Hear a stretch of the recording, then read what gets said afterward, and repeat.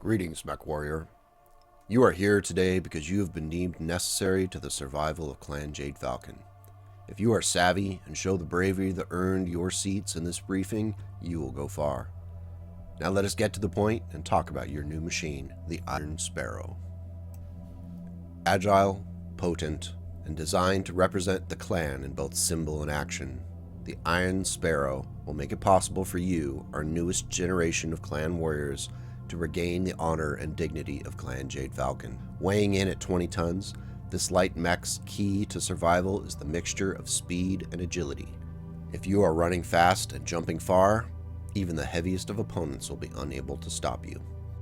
Built around the 160XL engine, a light endo steel frame, and clad in ferrofibrous armor, the Ion Sparrow is a technological marvel. All of that earns this light mech 4 tons of pod space for weaponry. How you use that space can make a big difference depending on your role and mission parameters. More on that in a bit. Described as one of the most highly mobile Omnimechs ever created, the Ion Sparrow can reach a max speed of 129 kilometers per hour and jump up to 300 meters. Jumping that far is going to test your Sibco training, so watch those landings. For comparison, an Inner Sphere Jenner can only jump half that distance. You're going to have the advantage over almost all your Inner Sphere opponents. As an Ion Sparrow Mech Warrior, your key to victory is speed, precision, and knowing when to get out of the way. Practicing these skills will keep you alive and win the day. The Ion Sparrow performed admirably in the fight for Terra against the Republic and the Wolves. When the enemy sought to lay traps for us and draw us into ambushes, the Ion Sparrows led the way and foiled the best laid plans of our enemies. Used as a scout and multi-purpose forward unit, the Ion Sparrow was efficient in catching Republic forces unprepared. In a battle with an entrenched opponent, these mechs were able to strike rear positions, clear out ammo stockpiles, and disrupt enemy logistics trains. If your opponents have no ammo, food, and are otherwise miserable, you have almost won. During the Geneva offensive, Ion Sparrow mech warriors were crucial to the Jade Falcon advance. In addition to the previously mentioned roles, the Ion Sparrows carried battle armor ahead of the front lines into enemy territory. This further destabilized the opponent's lines, as they had no idea where the next attack might originate. Now let's talk about configurations. The primary configuration of the Ion Sparrow carries 2 improved heavy-medium lasers, 2 AP Gauss rifles, and a standard partial wing. The AP Gauss fires metal flechettes at supersonic speeds and will tear up infantry, battle armor, and even armored vehicles. Pepper a tank with the AP Gauss and then follow up with the heavy-medium lasers to ruin a tanker's entire day. Just watch that ammo, as you have only 40 rounds for those 2 Gauss rifles. The Alt-A configuration is your anti-infantry scout. It's equipped with 8 machine guns, 4 on each arm, in an array setup. These guns feed from a central supply of a half-ton of ammo, which is plenty to get you through most missions.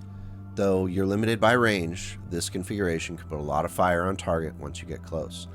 It also has an active probe, which will help you find those units in concealment. The B configuration is intended for short engagements, where you need to hit hard and get out. The 2 SRM-6s will put a lot of fire on target in a short amount of time. The trade-off is that once your 15 shots are gone, you're now piloting a defenseless mech. Use this config when you absolutely need to make your point quickly, and then get home just as fast.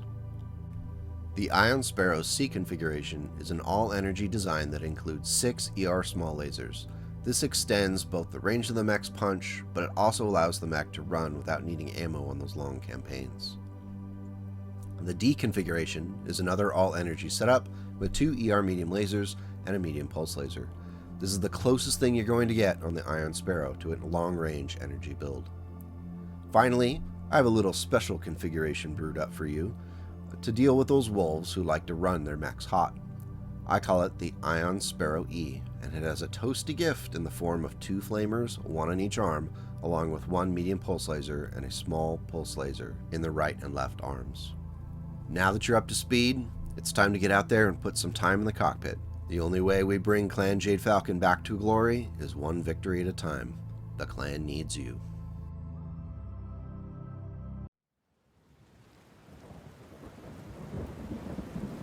Terra, 3151, South America. outskirts of Readout, Sao Paulo. The raindrops hit the glass silently. From the confines of Mech Warrior Tycho's Ion Sparrow, the sporadic pit-pat of water couldn't possibly be heard. Still, she found herself imagining their incessant drumbeat anyway, as her mech interrupted their fall from the cloudy sky. Tycho was assigned to Delta Galaxy just 6 months before arriving on Terra. She was young, but ravenous in her desire to prove herself. Her Sibco days were rough, as she was considered the runt and often picked on by her taller and faster Sibkin. Still, she found a path to achieve her goals. While her Sibkin squabbled and competed for prime placement in larger and more powerful machines, Tycho was drawn in by the alluring new light mech called the Ion Sparrow. What it lacked in firepower and armor, it made up with speed and maneuverability. The mech warriors who piloted this mech were the tip of the spear that would assert Clan Jade Falcon's rightful place as the Ill Clan. Tycho knew that this is where she wanted to be. The rain kept falling, as it had done for most of the 2 hours that Tycho had sat quietly waiting for something to show up on her active probe. She looked down at her hands wrapped around the control sticks and frowned at the 2 fingers taped to a splint. The persistent ache reminding Tycho of the harsh lesson she learned as her eagerness to prove herself overlapped with the ego of a star captain. The fight in the Circle of Equals on the dropship en route to Terra was short, and she once again felt the sting of laughter after a bout ended in less than a minute. The mistake had also cost Tycho her frontline status as a scout. Instead, she had spent the first days of the invasion in rear guard duty, where the most exciting contact was the occasional jungle creature glowing in infrared on her view screen. While she was still technically part of this grand conquest, it was unlikely that she would gain any honor or prestige from babysitting in the jungle. A blip on the screen instantly grabbed Mech Warrior Tycho's attention. She sat up a little straighter and quickly brought the systems of her Ion Sparrow, nicknamed Suluk, to 100%. The nickname was a word from her Inuit ancestors that meant a feather from a wing. One blip turned into a half dozen on the very edge of her probe's range. This was going to be a thing. She quickly fired off a signal to command and pushed forward on the control pads, moving Suluk out of the thick jungle undergrowth where she had been hiding. The bird-like mech stomped over the greenery easily, and she set off to get more information about what had now become more than a dozen large energy signatures. Command, this is Mech Warrior Tycho. We have at least a dozen mech-sized signatures in Quadrant B3. I'm approaching for confirmation. Could use backup. She spoke over a secure channel. Within moments, the response was not encouraging. A largely disinterested-sounding voice returned. Negative on backup, Mech Warrior. Obtain more information, then fall back. Find out if they are Republic forces or those Stravag wolves. Do not fire on the wolves unless they fire first. Tycho frowned at the possibility of the wolves sticking their noses into this battle.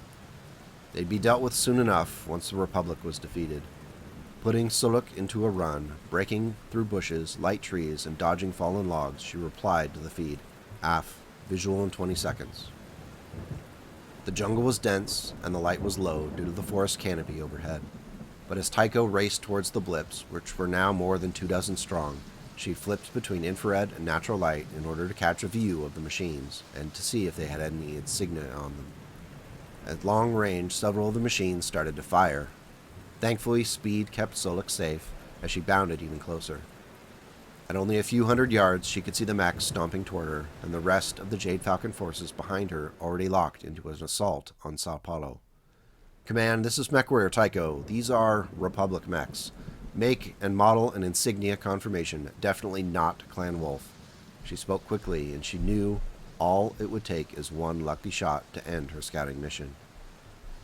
The response was concerning, as the reply was from a different person than before, and in a much more authoritative tone. They said, "Impossible! The Republic forces are tied up in the Readout. Those must be wolves." "Neg," Tycho said, frustrated with being told something she is seeing is not so. At 120 yards, she banked her mech hard, hoping to put some distance between her and the Republic mechs. A few lucky glancing shots were starting to pile up. Deeper into the jungle, Tycho pushed her mech hard and triggered her jump jets.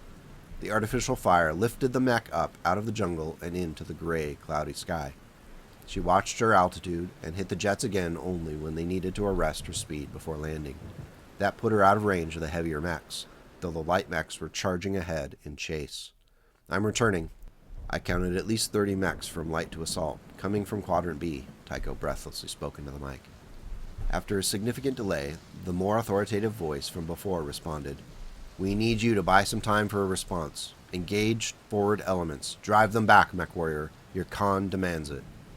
A chill ran up Tycho's spine at the mention of the Khan. She looked at her active probe and saw at least 4 light mechs on her tail. If she turned to face them, it would be a challenging fight, even if she was able to win before the slower and heavier Republic mechs caught up. "Af, I'll show them the folly of trying to flank Clan Jade Falcon," Tycho spoke, in a manner that conveyed far more confidence than she had in the moment. After a deep breath, she banked the Ion Sparrow again, turning toward the Republic light mechs. She triggered her jump jacks, and Soluk leapt up into the forest canopy again. Angled lower this time, the mech's claw-like feet gliding down toward a Republic commando. It was caught off guard by the sudden face-to-face contact with the mech it was chasing. Tycho took every advantage and fired her machine guns the second she touched down on the jungle floor. The 25-ton Intersphere mech was almost instantly awash with sparks and knocked off balance by the combined assault of firing 8 machine guns. Some of the shots missed, but most hit center torso, and the mech tripped and fell forward. Tycho didn't wait around, as the other lights were already turning to face her. Once again on the run, Tycho waited several seconds for the mechs to start firing before jumping again. Lasers cut through the jungle undergrowth, followed by explosions from SRMs, where a mech would have been moments before. Instead, she sailed through the air between the large trees around them. Hitting the ground again, she picked the closest target, what looked like a jerry-rigged mongoose with a missile pod where its left arm should have been. She pulled the trigger as the 2 light mechs ran past each other. Several lasers dug into the Ion Sparrow's right torso armor, while the mongoose's right arm exploded under the combined machine gun fire. Tycho knew she had to keep moving. So long as she kept moving, she stayed alive. The young mech warrior pivoted her mech and ran again toward the Republic forces, which made the lighter mechs come back in chase.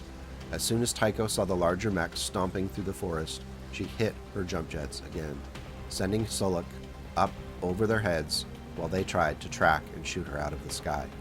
For a moment, looking down at the dozens of enemy mechs, Tycho felt as though she was invincible. Maybe she could delay this attack. Maybe she could save the assault in Sao Paulo. Maybe she would find honor after all. Thanks for coming by today. A big thank you to the Ko-Fi supporters who are helping keep the lights on and the resin flowing. If you comment below, let me know which of the mech paint schemes you liked most and how you would use that 4 tons of open pod space to equip your Ion Sparrow. If you enjoyed this video and want to check out another, I'd suggest this short story series called A Shattered Wing, which has 4 parts up already and possibly more in the future. I would love to keep writing more Battletech stories for the channel if there is interest. Now take care, be awesome, and go out and make the world a slightly better place today and tomorrow.